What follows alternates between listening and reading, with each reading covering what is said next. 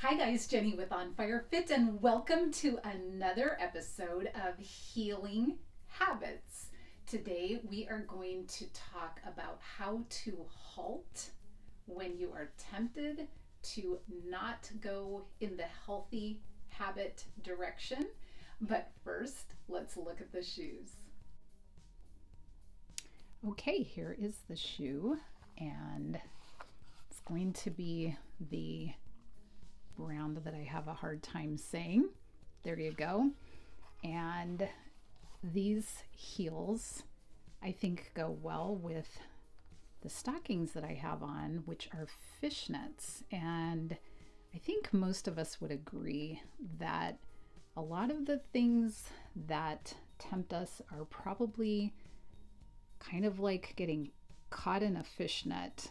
Before you know it, you're like, wait, how did I end up here? And so I thought this was kind of an appropriate thing to wear today. And the reason that we care about those so-called temptations is because sometimes they derail our habits. And so we're going to talk about that. Okay, up to this point, we have been talking a lot about things within the mind. And we know that the animal part of our brain is where our instinct is, and I call that the flesh. Some people call it the animal brain, and that's the lower brain. And that instinct is there for a reason. Nothing wrong with the instinct, but sometimes the instinct takes us into a direction that might not be the healthiest for us. Thankfully, we've been given a higher brain, and I believe that's where the spirit is able to give us the fruit of the spirit. One of those things is self-control. So we have this higher brain that helps us to reason, make decisions, choose things, and go in the right direction.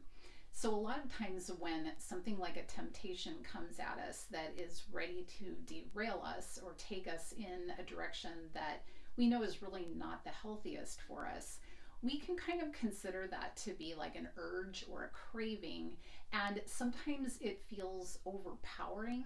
And so it's very hard in those moments to separate from that and say, I'm not going to give in again. We may know logically that we have the power of choice, but in those moments, it can be very hard to make that choice. And so oftentimes we give in over and over again, and we create that habit or that track in our brain, and it keeps on happening over and over. And so we kind of reinforce it.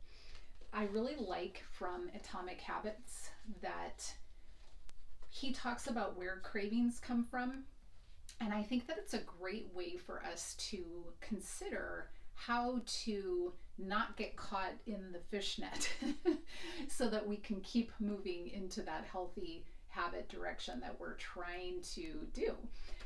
So he says every behavior has a surface level craving and a deeper underlying motive.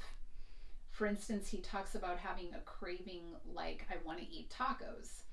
If you were to ask me why I want to eat tacos, I wouldn't say because I need food to survive. But the truth is, somewhere deep down, I am motivated to eat tacos because I have to eat to survive.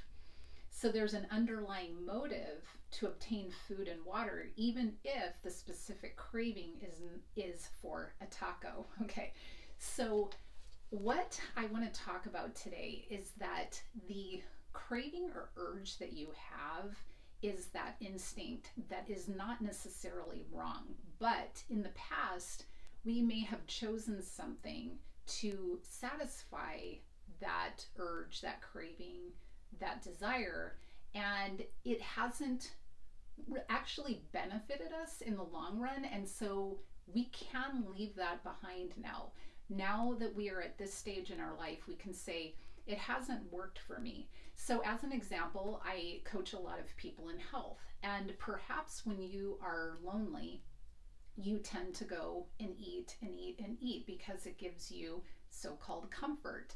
But really, when you logically think about it, it really hasn't comforted you or replaced your lonely feeling with a feeling of being loved. It has only given you that temporary hit that you were seeking maybe in the past, and maybe you've done it over and over and over again. So it became a repetitive habit to try to fulfill that craving or urge that you instinctually is not wrong, but it just was not met with an accurate and complete way of filling that.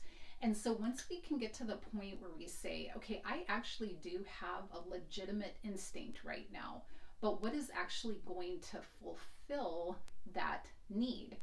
There are several things that will oftentimes trigger us when we are tempted. And I love Dr. Charles Stanley is a pastor, and I love the acronym that I heard him talk about years ago. It's called HALT, which I think is a great way to consider every time you come up against something that wants to derail that healthy habit. You can say, HALT, wait a second, what am I? Am I hungry? Am I angry? Am I lonely? Am I tired? Those are some of the emotions and things that sort of overwhelm us in those moments when we have a fork in the road, and we can either choose to make a good healthy habit stick and continue to build that new track in our brain that's healthy, or we can give in to this old pattern again. And so when you sit there and go, okay, I do actually have a legitimate urge, desire, or need at this moment. There's nothing wrong with that. There's nothing wrong with acknowledging, I feel lonely right now. I don't care if there are other people in your house or not. You could feel lonely. But what will actually replace that lonely feeling and give you something that will actually benefit you? Maybe it's calling a friend. For me, a lot of times it means I go to the Bible and I start reading about who I am in Christ and who He is to me. It reminds me that I'm never alone, even if there's a ton of people around and I feel lonely, or even if I'm alone and I feel lonely. The same thing goes for when you're angry, hungry, tired. You will oftentimes get hit with that sense of urgency that you need to meet that need somehow. And we don't have to choose a broken system that we used in the past. We have that higher power in our brain, the Holy Spirit, that tells us you don't have to choose that again this time. You get to go in this new direction and actually fulfill that need. And unfortunately, oftentimes we fall into the trap because of either being unaware, or maybe we don't truly want to change. Maybe we like the crutch that we've been using, but eventually people keep circling back to finding out that there's something missing. And that's why they keep coming back to the same point of saying, I want a new habit. So rather than just going into denial for another time and just saying, well, I just don't have it in me, or maybe I need this in order to be able to live through my life, we don't have to believe the lie, and we don't have to fall into the trap anymore. We get to choose. And so it's really amazing that we have that capacity, but we have to make use of it. One of the Bible verses that I thought really tied into that comes from Galatians. And this is kind of maybe, I don't know if this is the right word, oxymoron, because a lot of times we feel like when we are trying to make healthier habits that we are actually restricting ourselves in some way, and people feel like they are kind of don't want to be in a restricted mode. But it's amazing to me that actually those habits produce and cause freedom. And even though in the moment you have to do something hard, that doesn't mean that it's not going to produce freedom. We think that hard means now I'm in chains and bondage and I'm not free.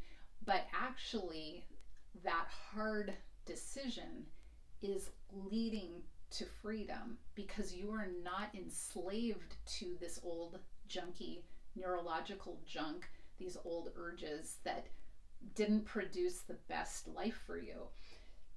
In Galatians 5:1, it says, "It is for freedom that Christ has set us free.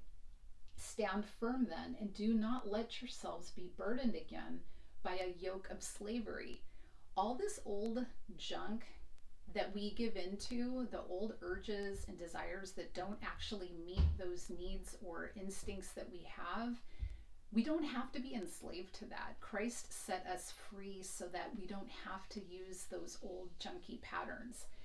It says later on in Galatians 5 that you're going to know, this is in verse 22, you're going to know if you're using that higher power where the Spirit dwells in your decision making, because what it's going to produce in you is love, joy, peace, patience, kindness, goodness, faithfulness, gentleness, and self-control. These things are things that if you don't have them, you know it. I know it. I will know when I am not operating out of my higher power, my higher brain, where the Spirit lives, because I will be short on patience. I will not have joy. I always know when I've lost my peace. Self-control goes out the window. On and on. And so you have a really clear indicator when you have gone into lower brain, flesh, animalistic way, and when you're letting the Spirit control you. And thankfully, we don't have to do this on our own, because Christ already died and paid the price for us. We already have the ticket. We've got it in our hands. We just have to get on the train. If we don't get on the train, then we're not going anywhere. So I think we need to really take that to heart and really make use of it, because as long as we keep going back to this old junky way, we're going to keep getting the same junky life or whatever behavior it is that you don't appreciate about yourself. Or for me, there's always those areas that I'm working on and areas that I'm growing. And I have to say, I have made huge progress as revelation has come to me, as the Lord speaks to me and teaches me this stuff. It is very important to have revelation and for it to hit you and let it divide you out. And that really is how the Word of God works. It divides you and makes you go, wait, I don't want this anymore. This is what I want. I already have the power in me because I've got the Spirit leading me. He's already paid the price. I don't need to live in bondage to this. So I hope that you think about that. It is so critical to being able to move forward, because we are always going to get hit with some sort of temptation throughout our life. We are never going to be free from these things that are very temporary urges that we try to solve in ways that don't really lead us into the best life. And so we have to decide, I don't want to live that way anymore, and I'm going to start following this new path. And the more that we tread on that new path, the more that that becomes the habit and the reflex, and then the urge and all of that kind of just falls into place because we've practiced it and we've done it a bunch of times, and that's how habits are formed. So that is why we're doing this, because I want the best on fire life that you can have. So let's say a prayer.